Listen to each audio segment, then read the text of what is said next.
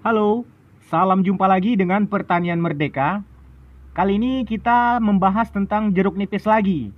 Hanya saja, jeruk nipis yang akan dibahas merupakan jeruk nipis hasil persilangan atau perkawinan silang antara jeruk nipis original, jeruk nipis lokal yang nama latinnya Citrus aurantifolia dengan jeruk jenis lain. Jika ada pertanyaan dengan jeruk jenis apa dikawin silangkan, saya juga tidak tahu karena saya tidak punya referensi atau pengetahuan yang tepat dan dapat dipertanggungjawabkan terkait hal ini. Jeruk nipis persilangan ini merupakan tanaman jeruk koleksi yang ada di kebun saya, karena cuma satu batang ini yang saya tanam. Jeruk nipis yang Bapak atau Ibu tonton saat ini merupakan hasil stek batang dengan tanaman induknya berasal dari kenalan saya. Namanya Bapak Gabe. Alamat beliau di Kenegarian Indrapura Utara, Kecamatan Airpura, Kabupaten Pesisir Selatan, Provinsi Sumatera Barat. Stek batang ini saya lakukan pada tanggal 2 November 2018. Penanamannya di kebun atau di lahan pada tanggal 30 Desember 2018. Berarti kalau dihitung kalendernya, jeruk nipis persilangan ini sudah berusia sekitar 2 tahun 4 bulan. Dan beginilah bentuknya. Jeruk nipis ini punya banyak nama, tergantung daerah masing-masing. Kalau di daerah Sumatera Utara, jeruk nipis ini disebut dengan jeruk nipis setan atau jeruk nipis hantu. Kenapa dinamakan demikian? Saya juga tidak tahu ya. Ada juga yang menyebutnya jeruk nipis Sumatera dan jeruk nipis begu. Ada juga yang menyebutnya jeruk nipis jadi-jadian. Kalau di tempat saya ini dulunya, dikenal juga dengan nama jeruk nipis adem sari. Karena menurut cerita Bapak Gabe, jeruk nipis jenis ini untuk memenuhi permintaan dari pabrik pengolahan jeruk nipis. Digunakan untuk membuat adem sari, sunlight, dan lain sebagainya. Mengenai benar atau tidaknya cerita ini, saya juga tidak menelusuri lebih lanjut. Sebab saya lebih tertarik untuk mengoleksi dan menanam jeruk nipis ini saja. Hanya untuk koleksi. Karena jeruk nipis ini cukup menarik bagi saya. Udah, itu aja. Dan saya tanam. Berhubung jeruk nipis ini merupakan hasil perkawinan silang, maka saya kasih saja jeruk nipis ini dengan nama jeruk nipis blasteran. Karena merupakan hasil perkawinan campuran dari dua jenis yang berbeda. Selanjutnya, mari kita lihat lebih dekat lagi ciri-ciri dari jeruk blasteran ini. Buah jeruk nipis blasteran ini lebih besar jika dibandingkan dengan jeruk nipis lokal. Kulitnya lebih tebal, cepat berbuah, dan buahnya lebat. Untuk jeruk nipis yang ada di kebun saya saat ini, itu sudah berbuah sejak bulan April tahun 2019. Berarti sekitar 4 bulan sejak dilakukan stek batang. Kulit buah jeruk nipis ini agak lebih tebal jika dibandingkan dengan jeruk nipis lokal. Sebenarnya, buah yang cukup tebal kulitnya ini cukup bagus untuk mengurangi risiko akibat ulah hama penggerek buah.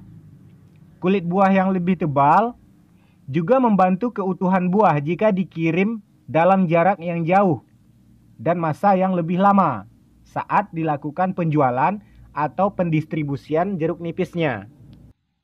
Terlihat pada gambar saat ini, duri yang ada di batang jeruk nipis blasteran ini lebih panjang jika dibandingkan dengan jeruk nipis lokal. Terlihat tadi kepanjangan dari durinya itu hampir sama dengan panjang buahnya. Warna bunga dari jeruk nipis ini juga berbeda jika dibandingkan dengan jeruk nipis lokal atau yang original. Kalau jeruk nipis blasteran ini, warna bunganya agak keungu-unguan. Agak ungu lah warnanya. Hampir sama dengan warna dari ikon atau foto profil dari Pertanian Merdeka ini. Sementara perkembangan selanjutnya dari bunga yakni putik. Putik dari jeruk nipis blasteran ini juga berbeda jika dibandingkan dengan jeruk nipis lokal. Itu terlihat buahnya, putiknya itu agak meruncing ke atas. Selain itu, daunnya juga berbeda jika dibandingkan dengan jeruk nipis lokal. Mari kita lihat daunnya. Agak sekilas dulu ya. Untuk lebih detailnya nanti kita bahas di video selanjutnya. Perbandingan atau perbedaan antara jeruk nipis lokal dengan jeruk nipis blasteran, atau jeruk nipis yang asli dengan jeruk nipis yang palsu ini katanya. Ini terlihat penampakan dari buah jeruk nipis blasteran yang sudah mulai masak atau sudah mulai matang. Biasanya kalau jeruk seperti ini sudah bisa diambil ini. Hanya sayang, terlalu banyak kalau untuk dikonsumsi sendiri. Jeruk nipis blasteran ini tidak memiliki nilai jual yang baik di pasaran. Kalau di tempat lain, saya kurang begitu tahu, tapi nanti akan kita singgung juga sedikit mengenai harga jualnya. Tetapi di tempat saya ini, harga jual jeruk nipis lokal berkisar antara 8.000 sampai 12.000 rupiah per kilogram. Sedangkan harga jual jeruk nipis blasteran ini cuma 2.000 sampai 3.000 rupiah per kilogram. Terlalu jauh rentang atau range perbedaan harganya. Jadi, jika dilakukan kalkulasi, perhitungan secara ekonomis atau bisnis, jelas kurang menguntungkan untuk membudidayakan jeruk nipis blasteran ini kalau dibandingkan dengan jeruk nipis lokal. Meski jeruk nipis blasteran ini cukup genjah atau berbuah lebat dan rajin berbuah, akan tetapi karena harganya sangat murah di pasaran, jelas membudidayakan atau menanam jeruk nipis blasteran ini bukanlah pilihan yang masuk akal, atau kurang menguntungkan lah kalau menanam jeruk nipis blasteran ini. Apalagi kalau ditanam dalam jumlah yang banyak. Kecuali hanya untuk tanaman hias ya. Tanaman hias itu beda lagi ceritanya. Harga jeruk nipis blasteran yang kurang menguntungkan bagi petani ini hanya berlaku untuk waktu saat ini dan di tempat saya ini ya. Kalau di tempat lain pada dasarnya saya kurang mengetahui terkait harga jual dari jeruk nipis blasteran ini. Jadi terkait dengan harga jual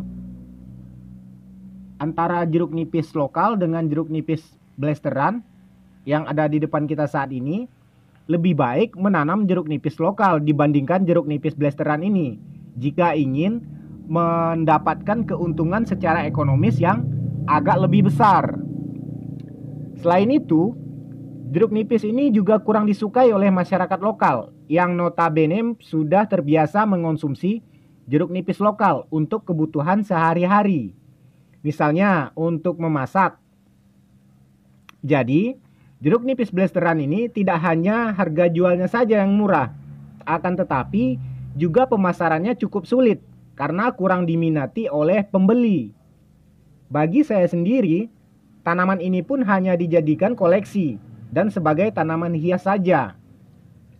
Oh iya, hampir lupa. Bukan itu saja, buahnya juga sering saya konsumsi untuk membuat perasan jeruk nipis yang dicampur dengan gula. Terkadang, buahnya juga saya gunakan untuk membersihkan wajah setelah kerja di kebun. Ya, untuk perawatan kulit wajah secara alami dan murah meriah tanpa harus membeli sabun pencuci muka. Semacam mengurangi pengeluaran dan alami. Terkadang saat buahnya ini banyak yang matang atau yang masak, saya petik semuanya untuk dibagikan pada kenalan atau teman-teman yang membutuhkan.